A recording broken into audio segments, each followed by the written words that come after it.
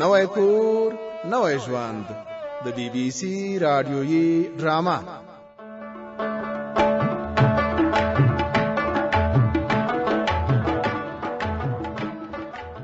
رحیم د سرورخان ډیرې ته ورغلی و.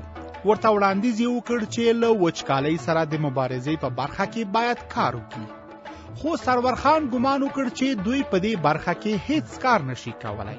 اوس په ډرامه کې اورو چې د مجید دوی په کور کې څه تیریږي.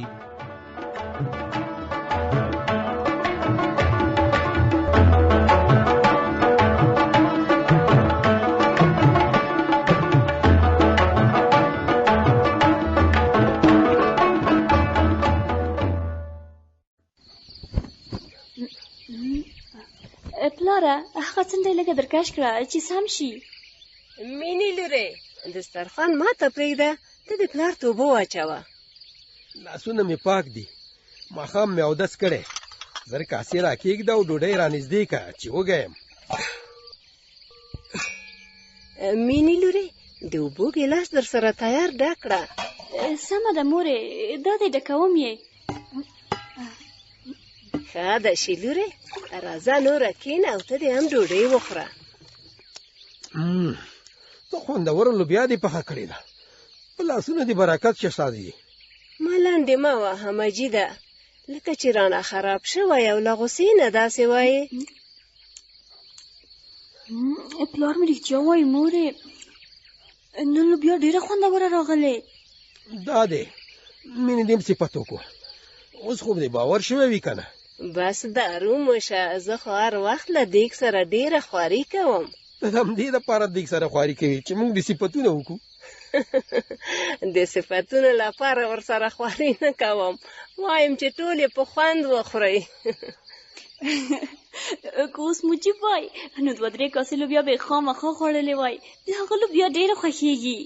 خو چې اوس په کور کې وای. رښتیا مجیده تا ولې مجیب پرېښو چې د شپې له ماما کره یې لاړ شي؟ په دې کې نو څه خبره ده، خو زړه یې تنګ شوی و، اجازه مې ورکړه.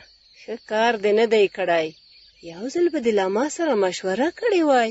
زه به اوس په دې کې هم له تا سره مشوره کوم چې مجیب ته د ماما دوی کره شپې ته د تګ اجازه ورکم که نه. زما نه خوښېږي چې مجیب دې د شپې چېرته لاړ شي. مور مې رښتیا وایي، مجیب چې په کور کې نه وي کور هېڅ ښه نه ښکاري.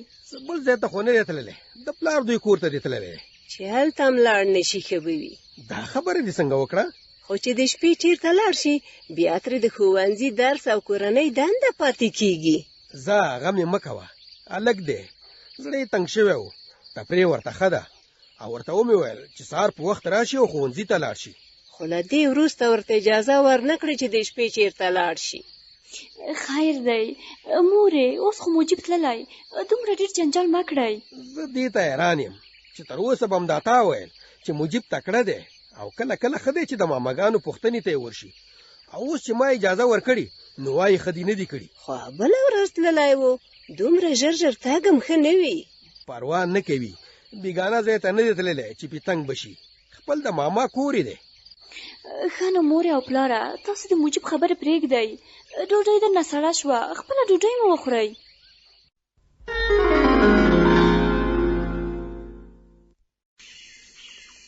تا ته دې ویل چې قمبرګله دی زرګله، آخر هم خدای په لاس راکړې. ستړی مه شې ناظر کاکا، په خیرونه ته ورکوره کې که نه؟ په خیر راغلې، راځه کښېنه. اول مې په دې پوکه چې له خیره سره چې هغه مات شوی لاس دې و څنګه دی؟ شکر دی ښه شوی، ته خو پوښتنې ته هم رانغلې. لرې د له مخې د میوې اخیستو پیسې را سره نه وې، او تس لاس خو ناظر د ناروغ پوښتنې ته نه ځي نو. زه خیر دا عذر به دې ومنم، خو دا وایه چې زموږ کلي ته څنګه را چکر شوی؟ قمبرګله تا ته دې ویل شي هسې خوشې ګرځېدل او چکرونه مې پرېښي، تا ته دې ویل شي خاص همدا تا پسې راغلی. ښه نو لکه چې کوم کار دې را سره و؟ لرې د له مخې ناظرګل دې نور بې له کاره چا سره یو خبره هم نه کوي. هوښیار سړی، خو په دې مې پوه که چې څه کار دې را سره و؟ تا ته دې ویل شي په خپله خوله دې راته ویل چې لاس مې جوړ شوی، خو چې اوس بله بانه ونه کړې له خیره سره. بېغمه اوسه، زما په وس هر څه پوره وي خامخا به یې درته کوم. رښتیا قمبرګله د لاس ماتېدو سره خو به دې خطاطي ګډه وډه شوې نه وي که نه؟ خطاطي مې نه ده ګډه وډه شوې، ته دې کار ووایه چې اندېښنه دې کړه راته. تا ته دې ویل شي د کلي میدانې کې مې غټ دوکان جوړ کړی، رنداد هم را سره شریک دی. دا خو ډېره د خوشحالۍ خبره ده. خدای دې درته په کار کې برکت واچوي، له بېکارۍ څه نه جوړېږي. خو چې اوس ته یو کار وکړې له خیره سره نو د دوکان کار به خلاص شي. سمه ده، خو ته مې په دې پوه کړه چې زه څه خدمت وکړم. تا ته دې ویل شي دوکان ته راته یو ښایسته لوحه ولیکه. بس د لوحې لیکل دې په ما، نور وایه.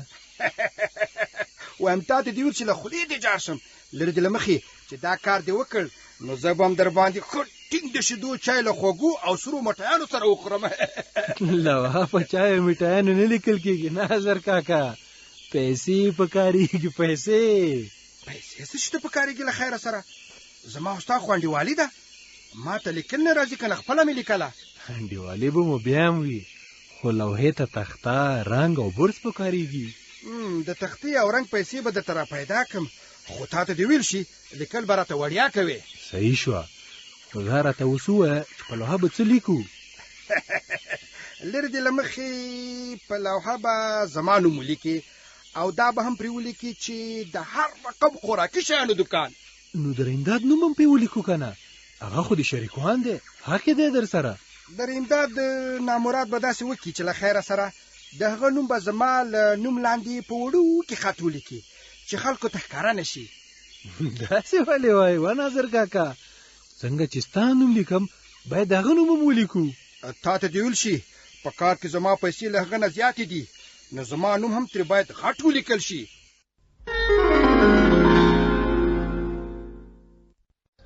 معلم صاحب رحیمه د چایو پیاله در واخله چې سړیږي.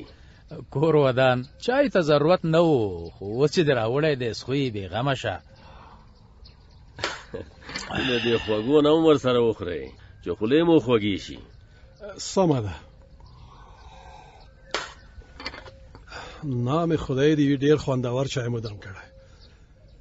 خانو فتح خانه، مونږ خو یوې ضروري خبرې ته راغلي یو، هغه به در سره شریکه کړو.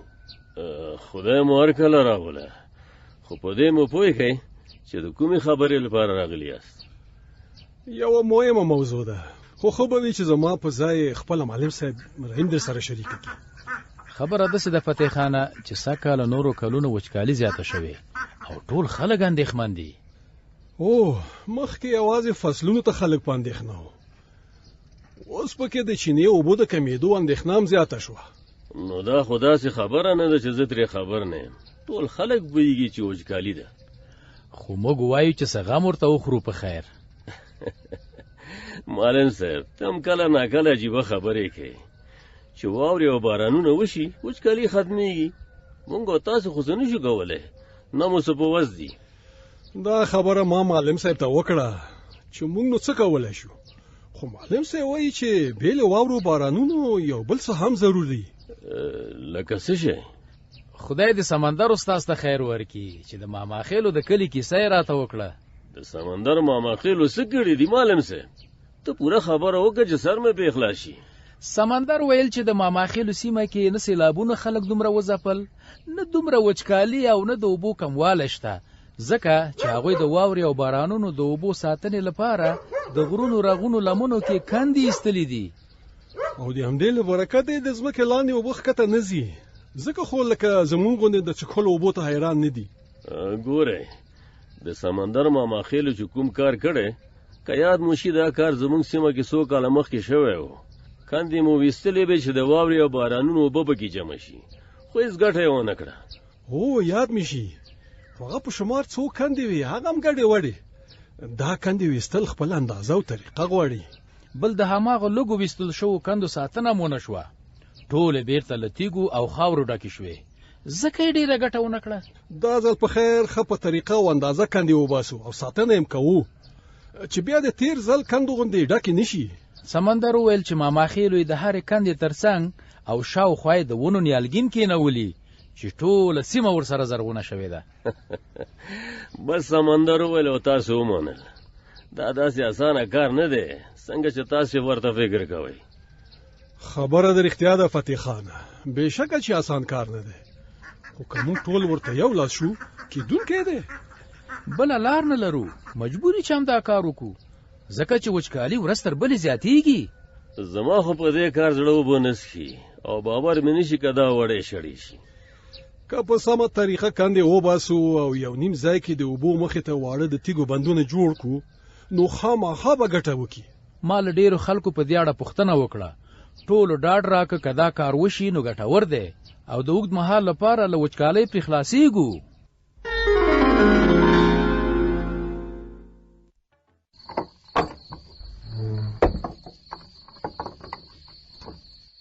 دا څوک دی؟ د دروازې کړپ ولې شو؟ څوک یې؟ لال بازه، زه یم غوټۍ. ته څه کې؟ د باندې وتلې وي؟ نه په دې تکه توره شپه کې د باندې څه وکم؟ نو بیا دې دروازه ولې خلاصه کړه؟ ما په کوټه کې کړپ واورېدو. خلاصه کړې مې نه ده، بنده مې کړه. ستا نه خلاصه پاته شوې وه، همدا اوس ما زنځیر کړه. دا څه په ګډو وډو سرې؟ ما خو دروازه خلاصه نه ده پرېښې. دا چا خلاصه کړې وه؟ نن درنه هېره شوې وه. له ما نه نه یېرېږي وغوټۍ، ته دا راته ووایه چې دروازه ولې خلاصه پاتې وه؟ مطلب مې دا دی چې چا خلاصه کړې وه؟ خو درته ومې ویل چې له تا نه پاتې شوې وه. ماښام چې کور ته راتلې له یاده دې وتلې وه. وغوټۍ له ځانه مه غږېږه، له ما نه دروازه نه یېرېږي. زه یې هره شپه زنځیروم، تر اوسه مې یوه شپه هم نه ده پرېښې. بیا به نو ما پرېښي؟ سم درته وایم وغوټۍ، دا نن د ماسخوتن تر ډوډۍ مخکې ورغلم او دروازه مې زنځیر کړه. اوس سپین ږیری شوی یې، هر څه دې له یاده وځي. ټوکې مه کوه غوټۍ، له ما سره اندېښنه پیدا شوه. د اندېښنې خبره نه ده، نن دې دروازه بنده کړې نه ده، خو وایي چې ماښام مې بنده کړه، خامخا درنه هېره شوې ده. له ما دا شیان نه یېرېږي. له کومې ورځې راهیسې چې مې پلار له کوره تللی، زه هر ماسخوتن دروازې ته ورځم او بندوم یې. پخوا به مې دا کار پلار کوو، زه ترېنه بېغمه وم. اوس یې نو نه منې؟ خو دې نه منم.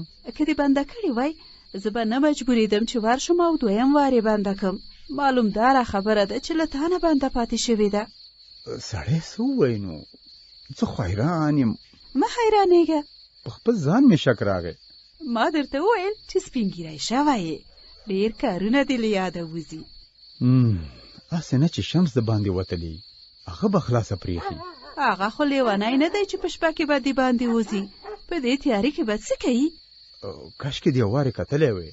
خوشي اندېښنه مه کوه، هغه به اوس قرار په خپله کوټه کې ویده وي. ولې له خوبه باسې؟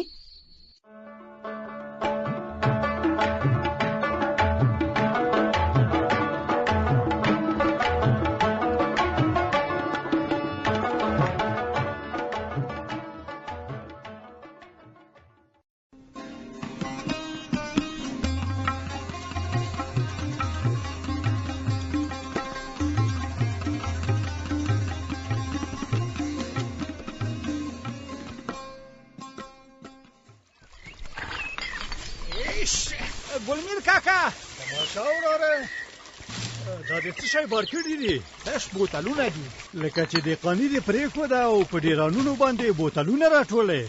دېقاني مې نه ده پرېښې کاکا، په دې بوتلونو کې د خپلې دېقانۍ ثمره بازار ته وړم. ټول نه شوم، په بوتلونو کې د دېقانۍ ثمره څنګه بازار ته وړې؟ کاکا ګله، سږکال مې په پټي کې رومي بانجان وکرل، یو څه مې د خرڅ لپاره بازار ته یوړل، خو د بازار خوند یې نه و. اوس ما او مېرمنې مې روب تی جوړ کړي دي چې هغه روب په بوتلونو کې واچوم، بیا یې بازار ته د خرڅ لپاره یوسم. دې کار ته دې څنګه پام شو؟ ګلمیر کاکا، د نوي کور نوي ژوند د ډرامې نه مې دا کمال زده کړ. یوز کلي کې شازیه له رومي بانجانو روب جوړاوه. مېرمنې مې وویل چې شازیه روب جوړوي نو موږ یې ولې جوړ نه کړو؟